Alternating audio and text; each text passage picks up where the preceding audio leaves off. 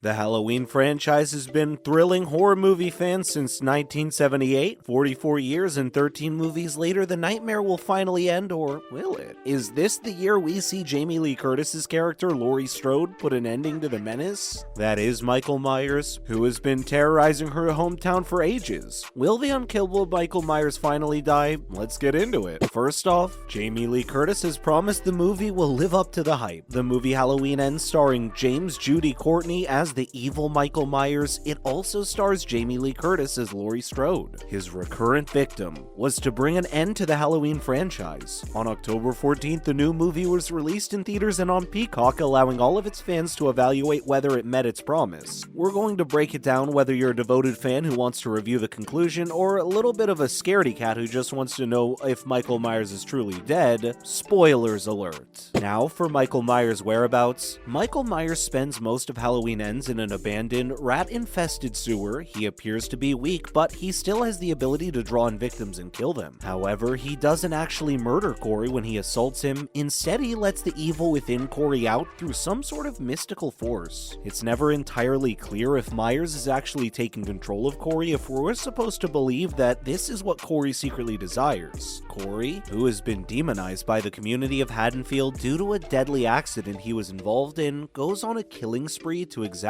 his revenge on those who've wronged him. He regrettably develops feelings for Allison, Laurie's granddaughter, and persuades her to flee with him. Allison goes hunting for Corey but is unsuccessful, since she is unaware that he is circling the town and eliminating their adversaries one by one. What's more, Laurie is the undisputed queen of the entire franchise. Laurie Strode's home is the final stop on Corey's revenge murder spree, but our fearless heroine shoots him after tricking him into thinking she was going to hang herself. He uses a knife to stab himself in the neck. After realizing he is doomed, Allison recovers Laurie with the bloody knife next to Corey's body and believes Laurie killed him. She runs away from the grisly scene. The front door is open, and Laurie discovers that the real Michael Myers is present as she sobs in another room. They fight in the kitchen, each carrying a knife and stabbing the others, like she did in the first Halloween movie. Laurie even goes for one of her knitting needles, but he stabs her in the neck with it. Eventually, Laurie wins, and she uses a knife to impale him on her kitchen table. He is also covered by her refrigerator, which she knocks down. She slices his throat, but he manages to stay alive, grabbing her by the neck and smothering her. Fortunately, Allison comes back at the last moment and saves her granny. They work together to slice Michael Myers' arms, drenching the room in blood as they do so, making absolutely sure that he wouldn't be able to walk away from this one. Finally, Michael Myers really does die in this movie. The woman and the entire police force agree that, since this wouldn't be the first time Myers has been seemingly slain just to return, severe precautions were warranted. Michael's body is tied to the roof of Laurie and Allison's automobile. They are led to the mechanic's junkyard by the police, and eventually the rest of the town follows. Surrounded by townsfolk and surviving victims of Myers, Laurie attempts to dump his body into a large industrial shedder. When Allison activates the device, Myers' body is torn apart and his blood is splattered everywhere, so trust us when we say that this time it really is over. Laurie and Allison make one final appearance towards the end, showing the both of them immersed in their lives, with Allison having skipped town and Laurie focusing on completing her memoir. This is no post-credit sequence suggesting Michael Myers will make a reappearance, thus this conclusion appears to be final. No more Michael Myers. The Halloween series actually really concludes with Halloween Ends. It's the end of an era. Let's look at how the movie fared on the big screen. First off, a lot of horror movies are released around October. A handful of major horror movies are released in October, and this year, Halloween Ends was one of them. Although the third and final installment of Blumhouse's legendary reboot trilogy didn't completely win over reviewers and audiences, it was off to a strong financial start. According to Variety's reporting, Ends earned $81 million in its opening weekend around the globe, with North America accounting for the majority of that total in $57 million.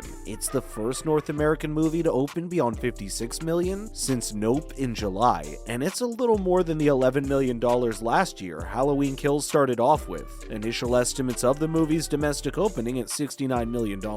However, this failed to account for the unconventional nature of its release. What's more, the movie generated 2.8 million views on Peacock. Ends, like Halloween and Kills from the previous years, were released on NBC Universal, in theaters, and on the premium Peacock streaming service for a full 2 months, only after 2 years online. Universal has declared Ends to be the most viewed film or television show in the history of their streaming service. In comparison, Halloween Kills reportedly garnered 2.8 million viewers on the service during its initial run. This initial number should be interpreted with caution since the data comes from a third-party metric site. It's tough to gauge the movie and how it fares in contrast to the effect this may have on its box office take without having access to reliable financial data. Now, for the movie's biggest box office competitor, Paramount's smile was a problem for the latest Michael Myers installment. Since its late September release, the picture has seen slight drops in domestic ticket sales. Between Two Witnesses, a 22% dip to the tune of $24 million. The amount earned during the weekend that Halloween was released is down 33% from $12.4 million